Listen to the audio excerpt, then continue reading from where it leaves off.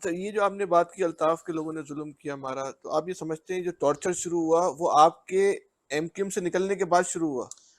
بالکل ایسے ہی ہوا اس سے پہلے ہمارے. آپ کی موجودگی میں ٹارچر نہیں نہیں تھا؟ ہمارے اس سے یہاں پہلے جو قتل ہو رہے تھے وہ کون اس سے کروا پہلے رہا؟ کون سا پھڈا ہوا تھا؟ بس بہت سارے لوگ قتل ہوئے، ویسے فیٹل بیریا میں محسن صدیقی کا وہ کس نے کیا تھا؟ نہیں وہ اسی وقت ہوا تھا جب ہمارے اختلاف ہو چکے تھے اور ہم جا چکے تھے.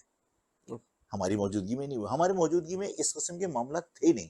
فیصل بھائی یہ ساری چیزیں بعد میں سٹارٹ ہوئیں. جو فاشزم ہمارے ہاں آیا متحدہ قومی موومنٹ میں وہ ہمارے اختلاف کے بعد آیا. اور اس سے اس کے پہلے بعد کوئی ایم کیو اس سے ایم پہلے اس طرح کے کوئی معاملات ہی نہیں تھے. ایم کیو ایم نے ہتھیار اٹھائے؟ نہیں دیکھیے ہتھیار تو پاکستان کے اندر ہر قوم کے پاس ہے. مہاجر قوم کے پاس بھی تھے, اس میں کوئی شک نہیں. آج بھی ہیں مہاجر قوم کے اس کا پاس. استعمال غلط کیا؟ جس کے پاس جو تھا اس نے جب استعمال کیا تو اس کا ذاتی فیل ہو سکتا ہے, بالکل ہو سکتا ہے. کوئی بھی انڈیویجول کیپیسٹی میں پھر وہ جو مس یوز مہاجر کر سکتا ہے. مقتول اور اس میں آپ بھی کوئی کردار؟ وہ بعد میں ہوا جب ہمارے اختلاف ہوئے. اور ہمارے اختلاف کے بعد جب الطاف کے لوگوں نے جھگڑا کیا تو اس میں ظاہر ہے کہ پھر ایک دوسرے کے لوگ مرے ہیں, ٹھیک ہے نا. کہیں دفاع میں مرے, کہیں کوئی اوفینسو تھا, کہیں کوئی ڈیفینسو تھا, لیکن ظاہر ہے وہ نقصان ہوا. اور میں نے ایسا نہیں ہے کہ ان چیزوں کے اوپر روکنے کی میں نے کوشش نہ کی. میں کیا نام تھا, ڈاکٹر انصاری تھے اور وہ تھے پروفیسر حسنین کاظمی.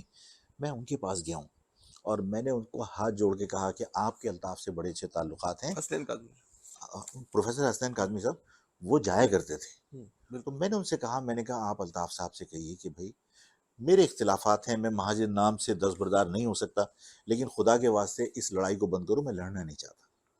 میں الیکٹرل پالیٹکس کا آدمی نہیں ہوں, لیکن میں مہاجر نام سے دستبردار نہیں ہو سکتا, اس لڑائی کو ختم کر دو. میں نے اور بھی کئی پروپوزل دی ان کو جو میں آپ کے سامنے ڈسکس کرنا نہیں چاہتا, اور انہوں نے اس کو بڑا اپریشیٹ کیا. انہوں نے کہا آفاق تمہاری سوچ بہت اچھی ہے, میں الطاف سے بات کروں گا.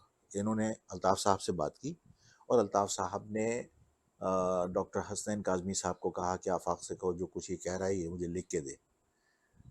آپ سوچئے لوگ مجھے مہاجر دشمن سمجھتے ہیں, میں نے اپنی قوم کی محبت میں کہ اس لڑائی کو میں روکنا چاہتا تھا اور اپنی قوم کو نقصان سے بچانا چاہتا تھا. میرے الطاف صاحب سے شدید اختلاف کے باوجود میں نے اپنے ہاتھ سے تحریر کر کے ان کو سند کے طور پر دیا. حسنین کاظمی صاحب وہ لے کر گئے ہیں. آپ یہ کہنا چاہ رہے ہیں کہ آپ نے اس شہر کو بچانے کے لیے, مہاجروں کی آپس میں قتل و غارت گری کو روکنے کے لیے, مہاجروں کے مستقبل کی بہتری کے لیے ایک پورا فارمولا ریٹن میں تحریری طور پہ, میں نے الطاف صاحب کو دیا. وہ کیا اور فارمولا تھا؟ میں نے آپ سے کہا کچھ کنٹینٹس اس کے میں آپ کے ساتھ شیئر نہیں کرنا چاہتا, لیکن میں نے آپ کو یہ ضرور بتایا کہ میں نے اس میں کہا کہ میں آپ سے لڑائی نہیں چاہتا, اس لڑائی کو روکو. دونوں طرف سے مہاجر نوجوانوں کا نقصان ہو رہا ہے, قوم کا نقصان ہو رہا ہے. سیاسی اختلافات ہر جماعت میں ہوتے ہیں.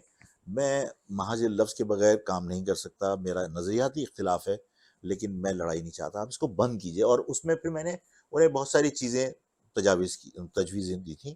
میں نے جو میری ذہن میں تھیں وہ میں نے ان کو کہا, تو حسنین کاظمی صاحب نے مجھے بہت سراہا اور کہا تمہاری سوچ بہت پازیٹیو ہے. اور انہوں نے پھر جب الطاف صاحب سے بات کی تو انہوں نے کہا آفاق سے کہو لکھ کے دے, میں نے لکھ کے بھی دے دیا. ٹھیک ہے نا. تو میرے بارے میں لوگوں کے ذہن میں یہ ہے کہ میری وجہ سے نقصان ہوا, تو یہ ایسا نہیں کون تھا. ذمہ دار ہے؟ مہاجر اس مقتول, شہر مہاجر میں سیاست کی کیا تو ہزاروں بچہ, معصوم بچہ مجھ بے سے مقصد مر گیا. آج ان کی فیملیاں, ان کی بیواں جس طرح زندگی اچھا گزار رہی ہیں. فیصل بھائی میں اس کو بہت ہی مختصر کنکلوڈ کر دوں. مجھ سے لوگوں نے کہا کہ اس شہر میں امن ہو گیا, ماضی میں قتل و غارت گری کا ذمہ دار کون ہے, آفاق یا الطاف؟ میں نے ان سے کہا کہ جو آج امن قائم کرنے کے کریڈٹ لے رہے ہیں وہی ذمہ دار ہیں کل قتل کرنے کے. اچھا, ٹھیک ہے.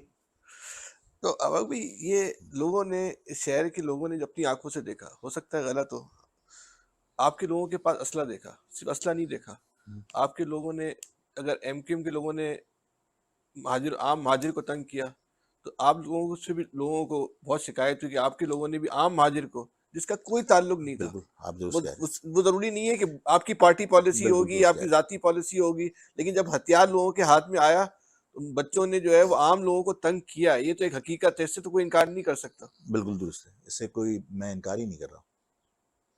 تو اس کا ذمہ دار پھر آپ بھی ہوئے نا, آپ نے بچوں کے ہاتھ میں ہتھیار پکڑوائے ہوئے تھے, اس کا بے نہیں دریغ میں استعمال کر رہے تھے. فیصل بھائی دیکھیے جب ایسے حالات ہوتے ہیں نا, اور جب انسان اپنے آپ کو انسیکیور فیل کرتا ہے اور اس کی جان کو خطرہ ہوتا ہے, تو آفاق احمد اسلحہ خرید کے نہیں دے گا اس کو.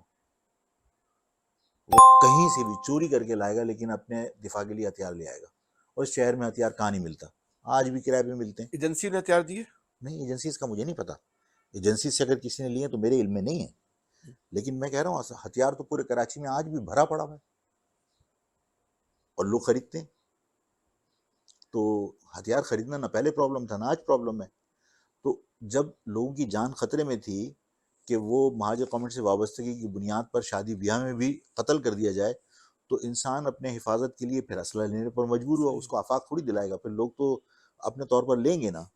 تو انہوں نے لیا, اس میں کوئی شک نہیں ہے.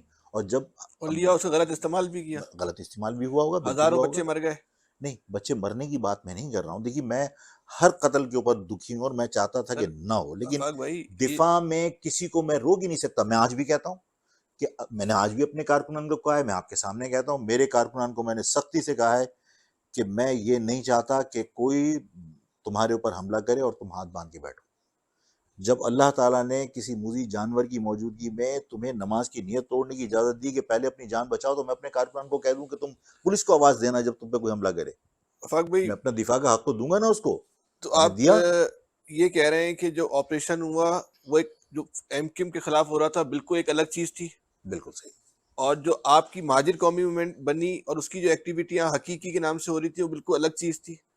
اس کو جو اب تک لوگ دیکھ رہے تھے ایک ساتھ ملا کے, اس کو ایک ساتھ ملا کے نہیں دیکھنا چاہیے. نہیں دیکھنا چاہیے. تو یہ آپریشن کر کے جو لوگوں کو گرفتار کر کے اٹھا کے آپ کے حوالے کیا جاتا تھا تو وہ آپ کی خواہش پہ کیا جاتا میرے حوالے کون سا کارکن کیا مجھے بتا دیجیے. تھا. پریس کانفرنس کروائی گئی لیاقت آباد میں مجھے فوج بتا کی موجودگی میں, ایم پی سلیم صدیقی کی, کس کی سلیم صدیقی کی فوج کی موجودگی میں.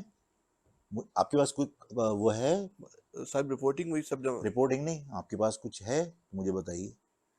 دیکھیے یہ سب الزامات لگا دینا بڑا آسان ہوتا ہے.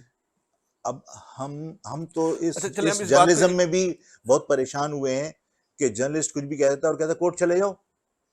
کورٹ کے اندر کون سے فیصلے آپ نے صحیح کروا دیے ہیں اور کورٹ آپ کے کون سے فیصلے کر رہی یہ ہے. چلیں اس سوال کو اس طرح بھائی اس طرح لے کہہ لیں. دینا کہ فوج کی موجودگی پریس کانفرنس کرائی, مجھے ثبوت دیجیے. اچھا ایک بات یہ بتائیں آفاق بھائی کہ جو فوجی آپریشن ہوا, جو آپ نے یہ تو مان لیا نا کہ آپ کا سسٹم الگ تھا فوج کا الگ تھا, وہ جو 92 کے فوجی آپریشن کی آپ حمایت کرتے ہیں؟ میں کسی بھی فوجی آپریشن کی حمایت نہیں کرتا. جب یہاں آپ کے پاس پولیس موجود ہے تو اس میں کون سا یہاں پر کوئی علیحدگی کی تحریک چل رہی تھی کہ جس کو پولیس کنٹرول نہیں کر آپ سکتی کے تھی اور خیال میں فوج کو 92 کا کرنا فوجی پڑا. آپریشن غلط تھا؟ فوجی آپریشن تھا ہی غلط, اس لیے کہ فوجی آپریشن کی ضرورت ہی نہیں تھی. اوکے. یہاں پر جب پولیس موجود ہے تو آپ پولیس کے ذریعے کرمنل ایکٹیویٹی کو کنٹرول کر سکتے ہیں. آج بھی اگر آپ یہاں پر فوجی آپریشن کی بات کرتے ہیں تو میں کہتا ہوں یہاں کون سی علیحدگی کی تحریک چل رہی ہے؟ کوئی تامل ناڈو ہے یہاں پہ کہ آپ یہاں پہ کوئی علیحدگی کی تحریک کو روکنے کے لیے فوج کے آپریشن کر رہے ہیں؟ آپ پولیس کے ذریعے یہ کر سکتے بتائیں ہیں. کہ آپ کو وہ چیزیں تلاش کرنی چاہیے جس کی وجہ سے لوگ فرسٹریٹڈ ہیں.